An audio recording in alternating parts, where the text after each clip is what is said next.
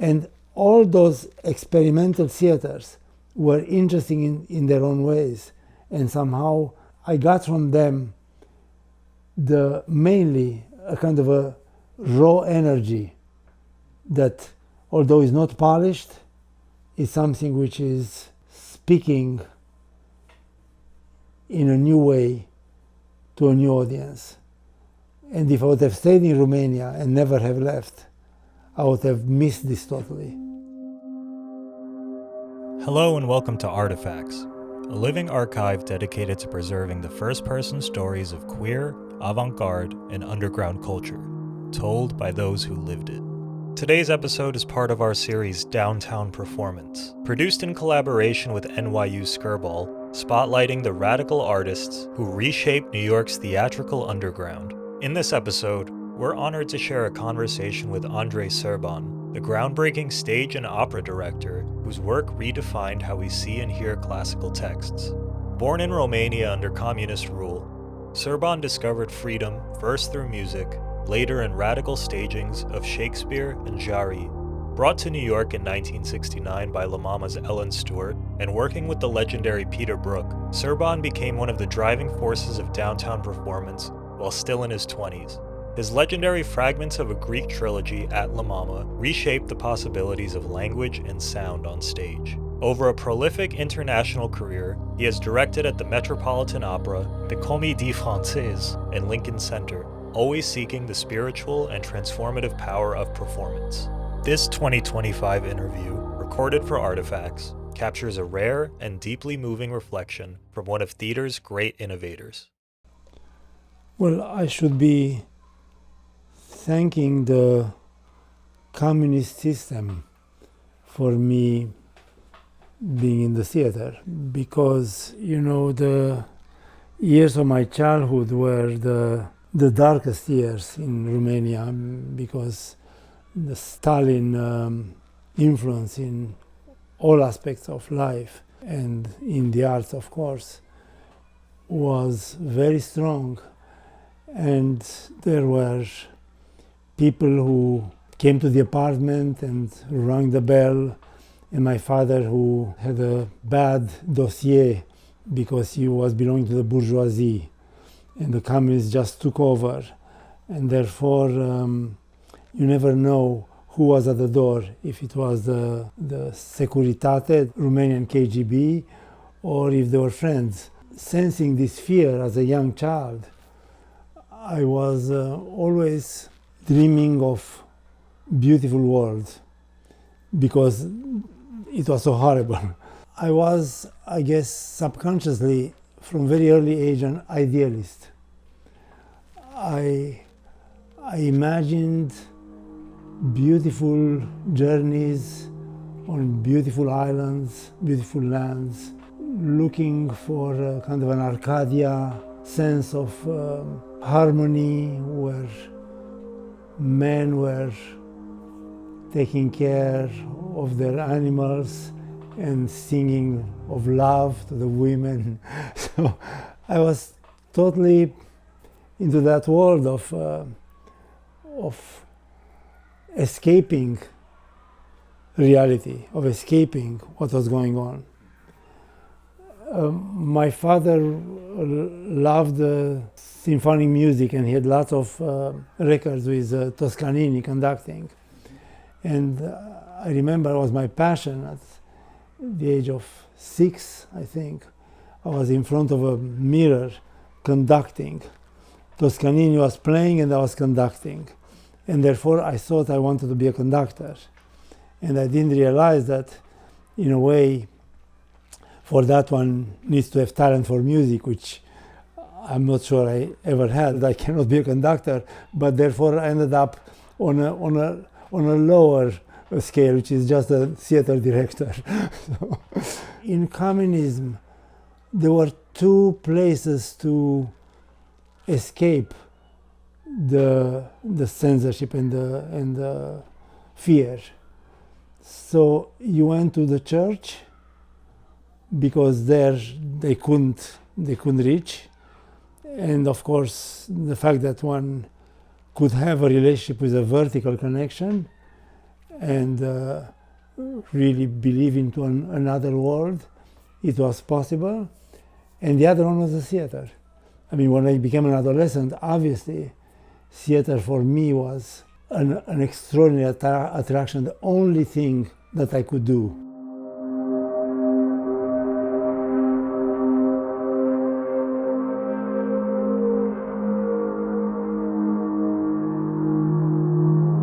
I was always asking my parents to take me to the theater. Anytime you see this, what Brecht did, as great as Brecht was, and as influential to the modern theater as Brecht was and is, he made an enormous mistake of eliminating curtain from the stage.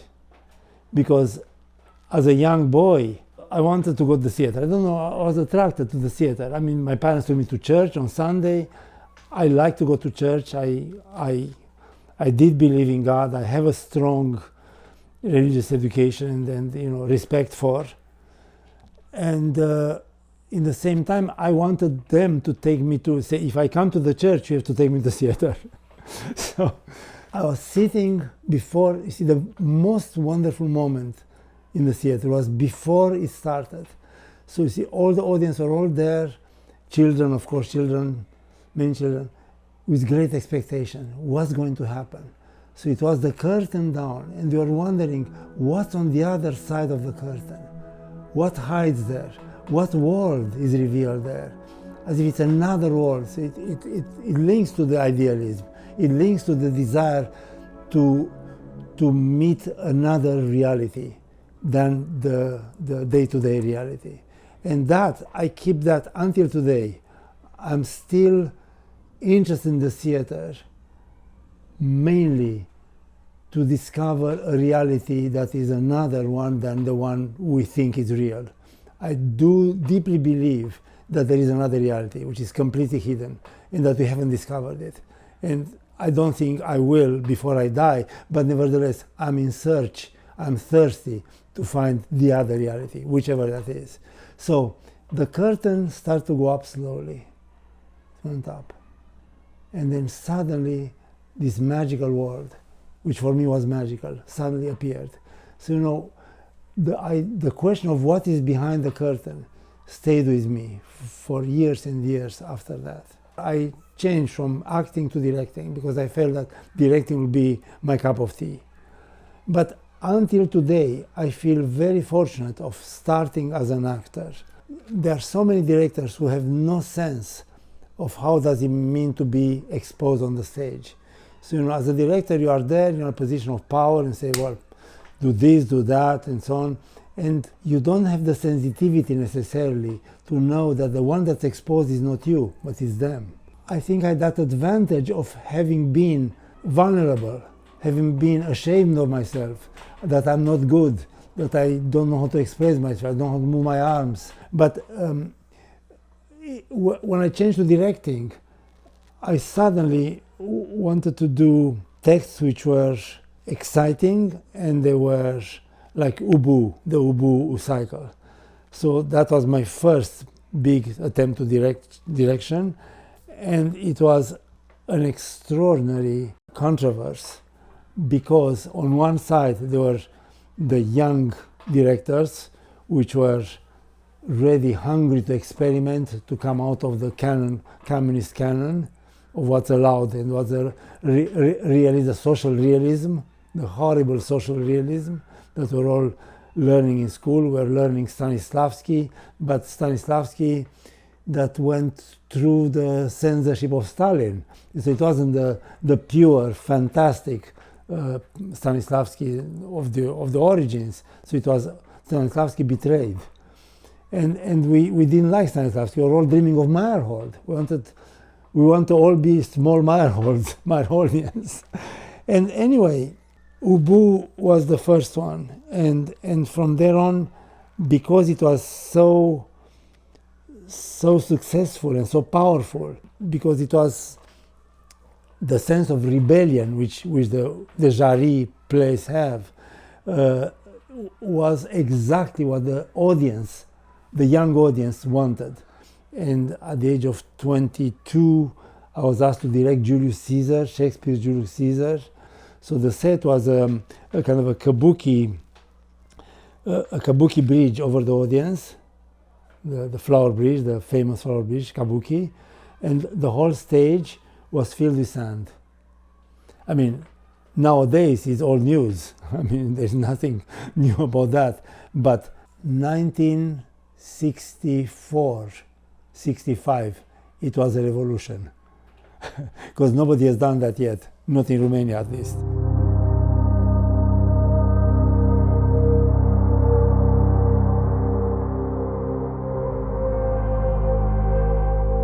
But I caught a good moment because at that moment you could do it. And that's what Ellen Stewart saw. When she came from America, she said, "You must come and work at La Mama." So it was such a shock for me because I didn't expect, I'm 23 years old, I would end up in America. I didn't dream. Of course, everybody wanted to leave the country, but a few weeks later, I got a letter in the mail from the Ford Foundation. She went to the Ford Foundation. She said, "You have to invite as a scholarship this young kid to come to America and to study American theater," blah blah, something like that, just something to so I got this letter. They told me that it's not a good moment for now to leave. I say, "Why?" Because the relationship between Russia and Washington it's a kind of a Cold War feeling. So let's wait a year or two. I said, "Well, but the scholarship is for now, either now or not." And she said, "I'm going to take the plane and come to Romania." She came to Romania, and from the airport, she said, "I want to go and see the Ministry of Culture."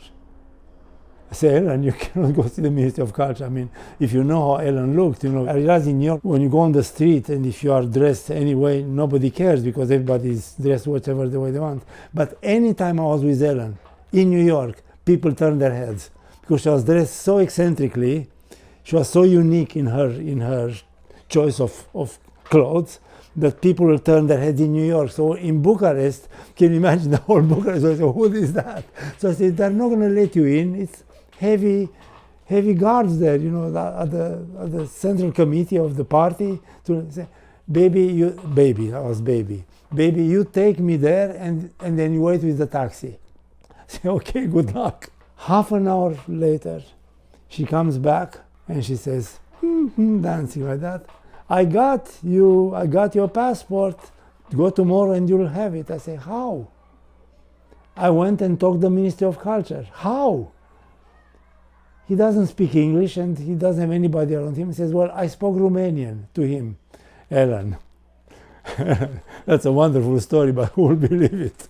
Until today, I have no idea what happened. To be working with her, it's to see somebody who has a kind of a intelligent observation, which doesn't come from the brains, but comes from a deeper sense of an intelligence of the emotion, an intelligence of the instinct, of the intuition, and of the head, but all kinds of intelligences that one has in the body to really look at you and see through you. Like, she'll just look and she'll see what goes on inside me. She'll sit at the table, she'll take the play, she'll put the play down, and she'll do this with her hand. So I was asked, "Ellen, what's that?" Says, "I'm sensing. I never read plays. I sense the vibrations from the pages coming to my hand, and I know if I want this play at La Mama or not." Who's like that? Nobody. Nobody on earth is like that. She's unique, absolutely unique, because she had an extraordinary sense of another theater, of a theater that doesn't exist. In a way, I would compare her with Artaud. Artaud was a visionary. And Ellen was a visionary too. Artaud made theater himself, but the theater he made was not what was important. The writings, the dreams, the fact that he inspired in all of us a kind of a light, like a green light. Go and try the impossible. Look for the impossible. Never the possible, always the impossible. Because the possible brings mediocrity, the impossible brings discovery. So Ellen was like that. So she let me try to do whatever I wanted to do, and she was always supportive. Ellen was a potpourri of events that were the most diverse possible. Can you imagine that at La Mama, Jerzy Grotowski came and worked. So the most austere, the most spiritual, pure theater that you can find in the 20th century, which was Jerzy Grotowski. And on the other end of the stick, it was theater of the ridiculous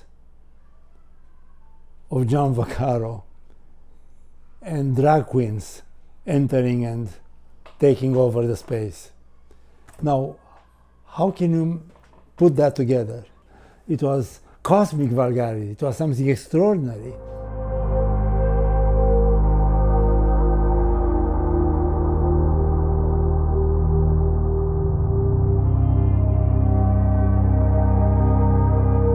When I came from Romania, I was having very short hair, wearing a gray suit and a gray tie.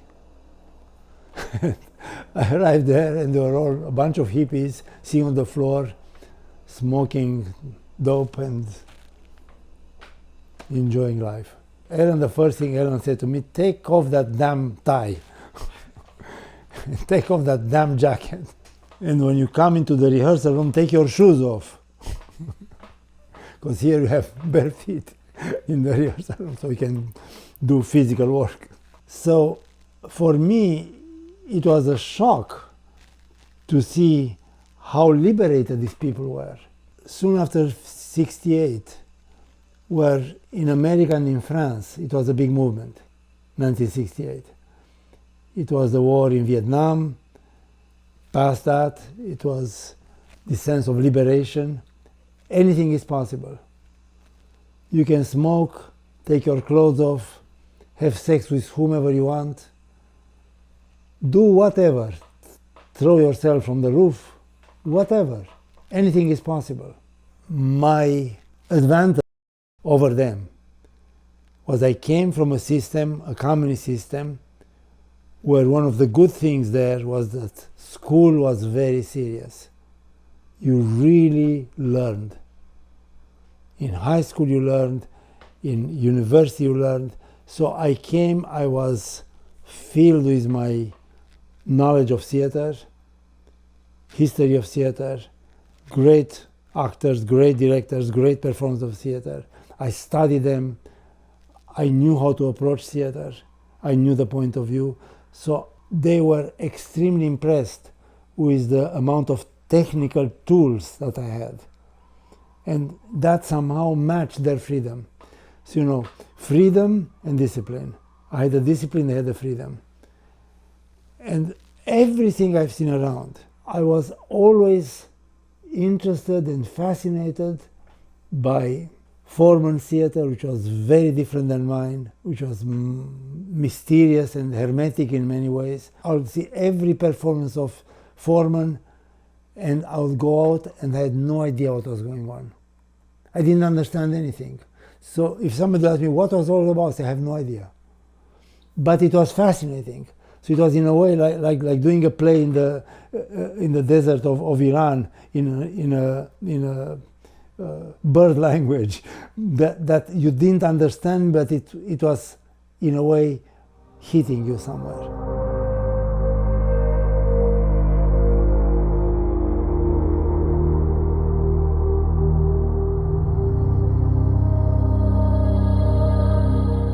After I did my first play in New York, and I was lucky that Peter Brook happened to be in town, and he read in the New York Times a review by Clive Barnes saying that this young unknown director from Eastern European country comes to New York to show us what real theater is like.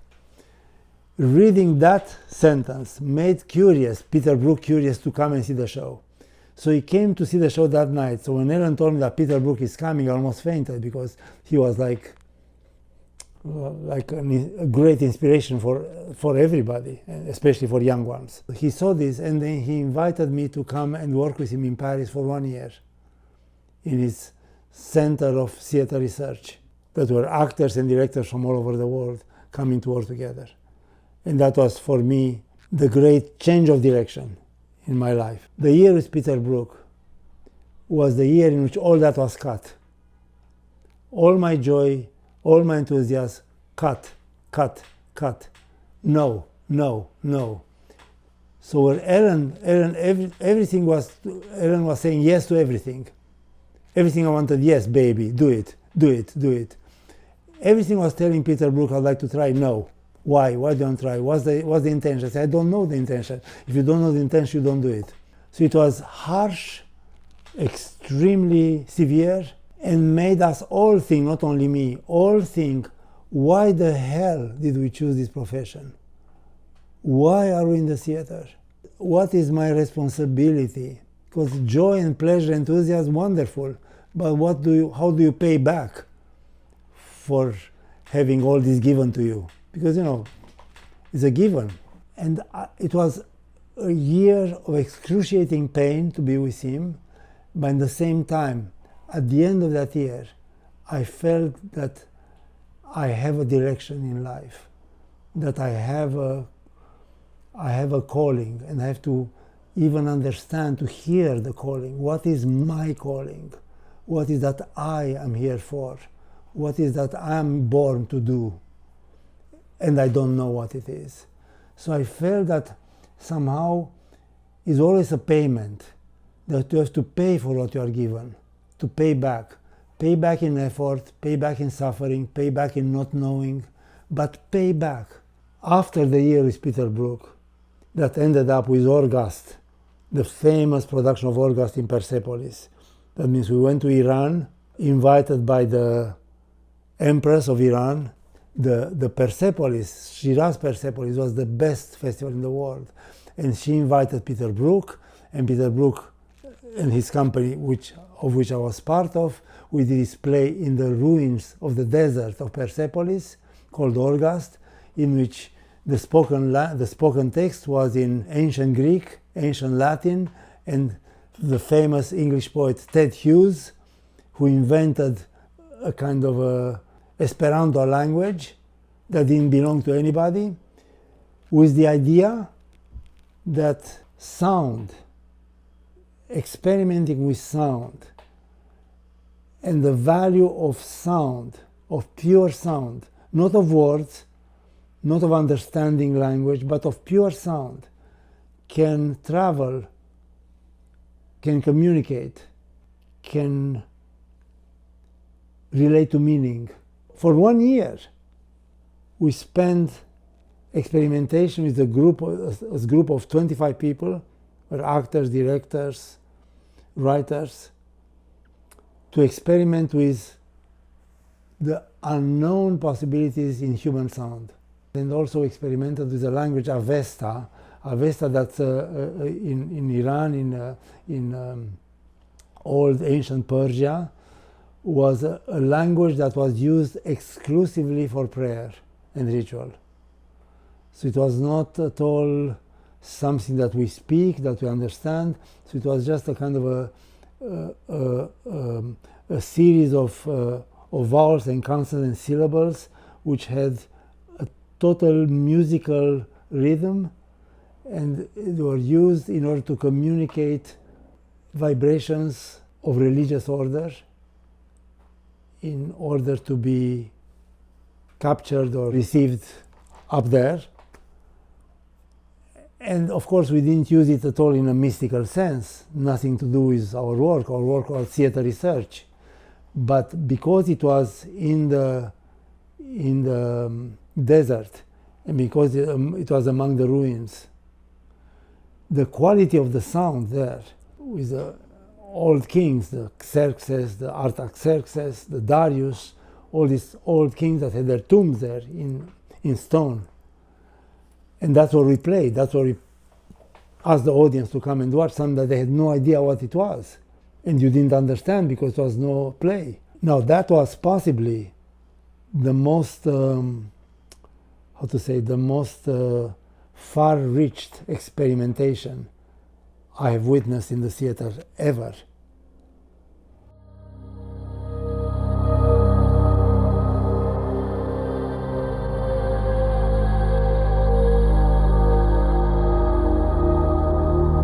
When I came back from that, after a year of work in that way, I asked Ellen, can I continue the work I've done with Peter Brook at La Mama? And Ellen says, absolutely.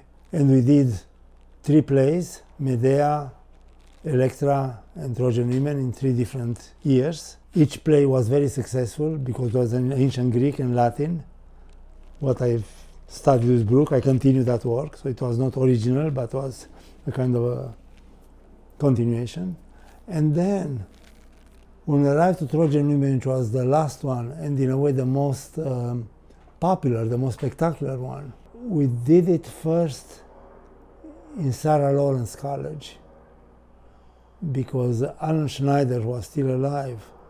He made it possible for us because it was a space that was flexible. So it was not a proscenium stage, it was flexible space. So we could have the audience following the action, standing, and in the second part of the play, they had to be seated. And Ellen said, well, there is no space in La Mama for that. And she says, I will find you a space. So she found this annex, which was really in a bad state, and she tried to really make it comply to the rules of, so the audience can come in. And that was done for Trojan Women, the Trojan Women to be done. I've done it with Peter Brook, but somehow to ask us a bunch of New York downtown actors to come and speak in strange languages that they don't understand.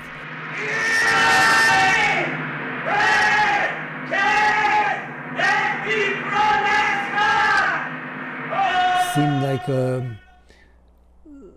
like an invitation for failure. So I say, let's all embark together in this may fail, this Medea was the first one. Of course, we got into it and then we got involved because the idea to just make a sound that you don't know what it means or you don't know how to transmit, but it vibrates, it reverberates in you as if you are using tools that you don't know you had.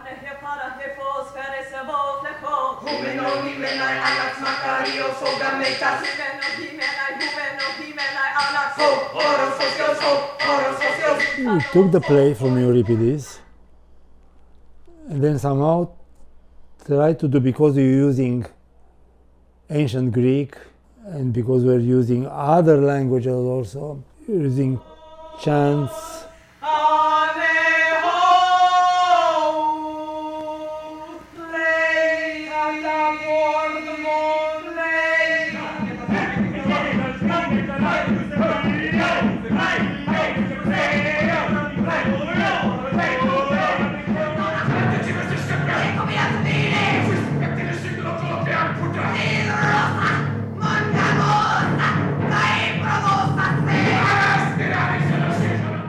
All this helped the musical structure. But the theme of the play was the theme of the play, which was the audience was caught into the middle of this group of people coming and chanting about the fact that it's going to be an insurrection, that it's a city that is under siege, which is Troy, and the audience and the Trojan women, who are the ones left at the end of the war, that the war is won. The Greek soldiers, which are the male chorus, are invading this territory, and they are kind of slowly submitting the women to become their slaves. And that's the story of the play. The audience was caught, and it was a sense of fear, because the sounds that came out of the soldiers and the Trojan women trying to resist the aggression, it was so powerful.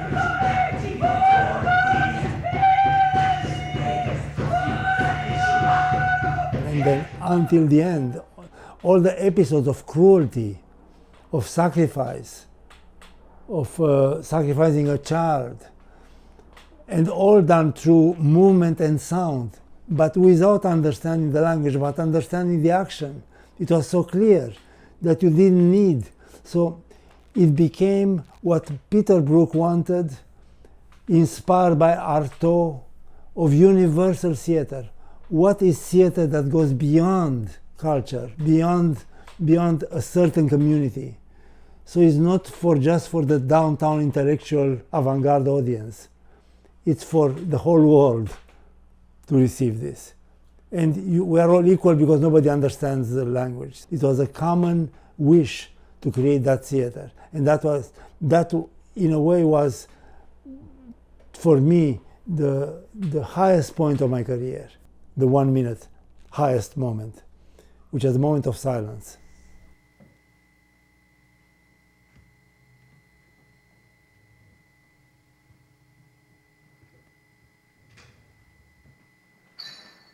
It was, in a way, what's called in the Greek terms, which is so important in theater, catharsis. Catharsis is something which we miss totally in modern theater.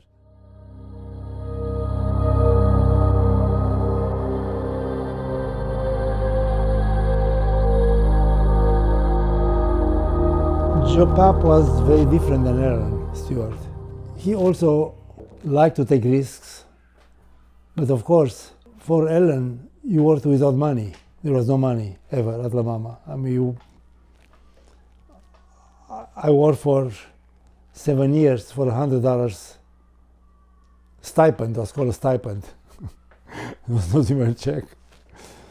But it didn't matter because, we were walking on clouds, and we were in idealistic mode. So, but with Joe, especially when he got to become the manager of the Lincoln Center, not only the public theater, it was a question of how do you manage such a huge institution financially, and how important is selling tickets. I mean, it was important for Ellen too, but not at the level of Joe Papp. And for him to take a risk, it was really implied responsibility. It was amazing that in the first year of his being the director of the Lincoln Center, he decided to bring 2 artists that have been working exclusively in the downtown area. And at that time, Broadway audiences and what's called the conventional New York theater, the conservative New York theater, nobody would go beyond 14th Street. You don't go down 14th because it's dangerous. And all the theater we knew were doing it on 10th Street, on 4th Street, in the Village. It was, the fact that Joe Papp decided to invite Richard Foreman and myself to go and work in the first season at Lincoln Center was a huge, courageous risk. Huge. Because both of them could have been a terrible flop, and for him that would have been a disaster. And I said, Joe, how did you dare to invite us to do when we didn't know? He said, you know what? I was ready for a glorious disaster. I like that, glorious disaster. and it was a glorious success, which was much better. But he would have been okay with the disaster too, because he really believed that one should experiment. One should try things that nobody has tried before. He was wonderful in that. And working for him, it felt that I was embraced. I received warmth, very different warmth, because he was a very different person than Ellen. They hated each other.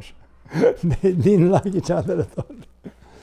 So, what he offered me, he said, enough with the Greek language. And I said, I don't want to do more of that, because I believe that I want to do all kinds of theater.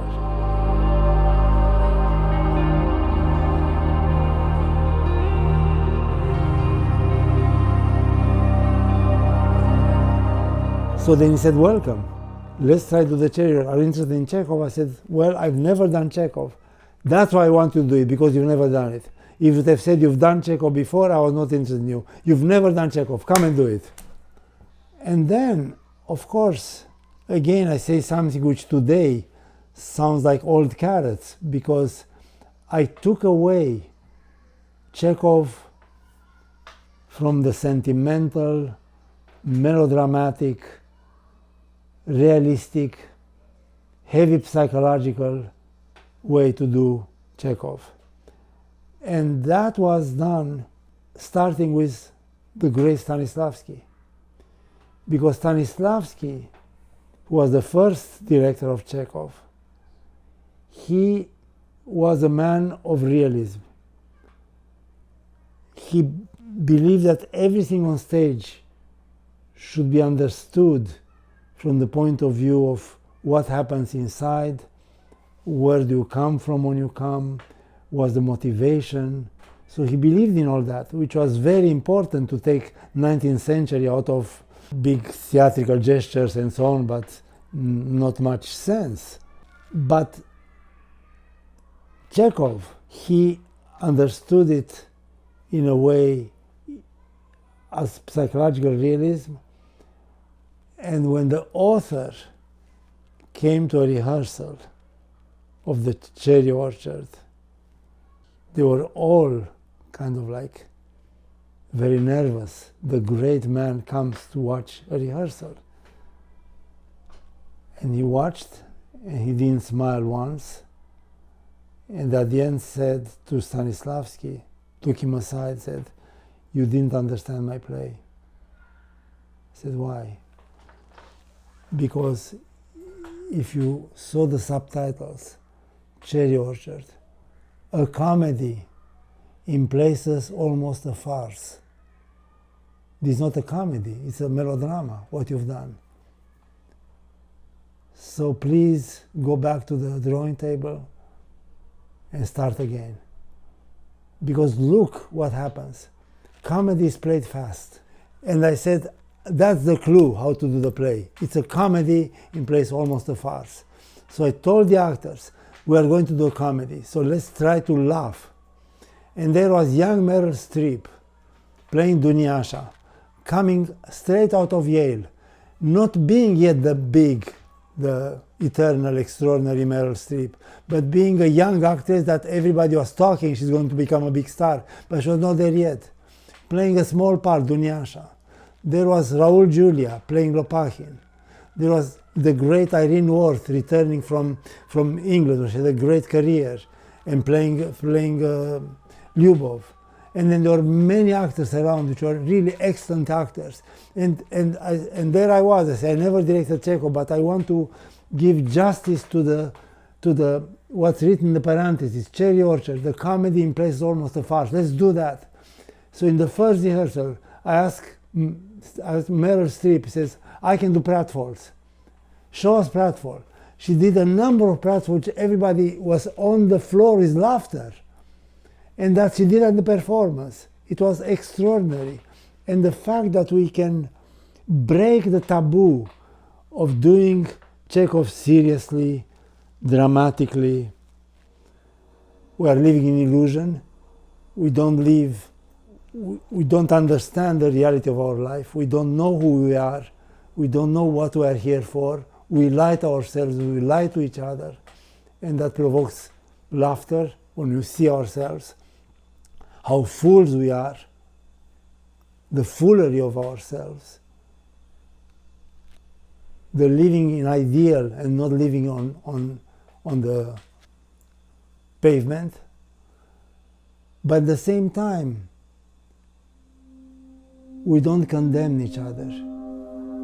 We accept and we have pity for each other and for ourselves, since we are all going to die.